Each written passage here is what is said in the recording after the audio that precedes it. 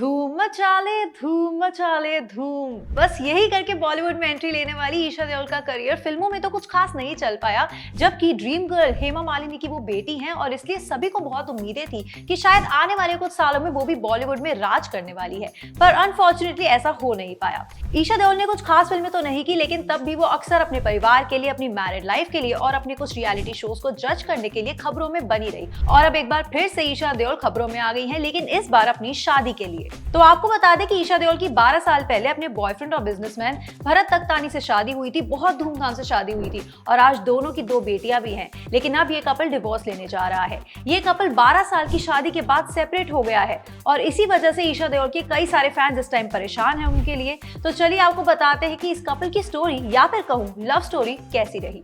तो ईशा देओल और भरत तख्तानी की पहली मुलाकात भी बहुत फिल्मी थी।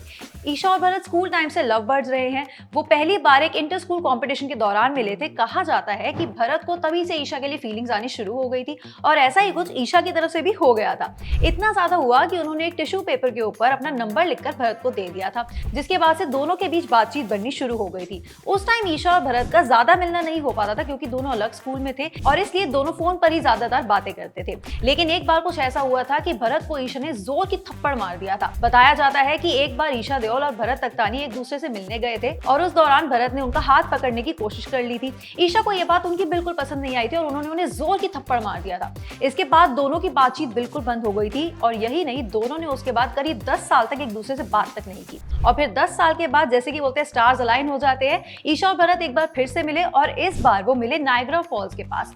इसी दौरान भरत ने ईशा से दोबारा पूछ लिया कि क्या मैं आपका हाथ पकड़ सकता हूँ। इसके बाद ईशा का भी दिल पिघल गया और उन्होंने हाँ कह दी। बस फिर क्या, तभी से दोनों की दोस्ती प्यार में भी बदल गई और फिर ईशा ने भरत को धर्म जी यानी कि अपने पापा से मिलवाया। उनको वो बहुत पसंद आए और दोनों के घर वालों की रजामंदी से 2012 में दोनों की शादी हुई और बहुत धूमधाम से शादी हो गई।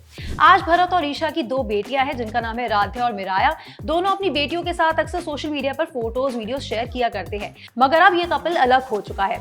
अभी तक इसके पीछे का रीजन फिलहाल बहुत क्लियरली तो सामने नहीं आया है, लेकिन कई रिपोर्ट्स की माने तो भरत तख्तानी का काफी टाइम से बैंगलोर की एक लड़की के साथ एक्स्ट्रा मैरिटल अफेयर चल रहा है, जिसकी वजह से ईशा देओल ने उनसे अलग होने का फैसला कर लिया है। वैसे 2020 में ईशा देओल ने अपनी बुक लॉन्च के दौरान भी अपने रिश्ते पर खुलासा किया था। ईशा देओल ने बताया था कि कैसे उनकी दूसरी बेटी के पैदा होने के बाद उनके हस्बैंड भरत उनसे इरिटेटेड रहने लगे थे। क्यों?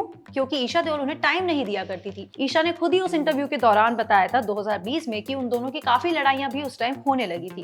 खैर, अब जब से ईशा देओल और भरत तख्तानी के सेपरेशन की खबरें सामने आई हैं, तब से वो डिवोर्स के बाद कहाँ रहेगी इस पर भी बातें होनी शुरू हो गई है। तो अभी 24 की एक रिपोर्ट के हिसाब से हस्बैंड भरत तख्तानी से अलग होने के बाद ईशा देओल मां हेमा मालिनी के घर उन्हीं के साथ रहने चली जाएंगी।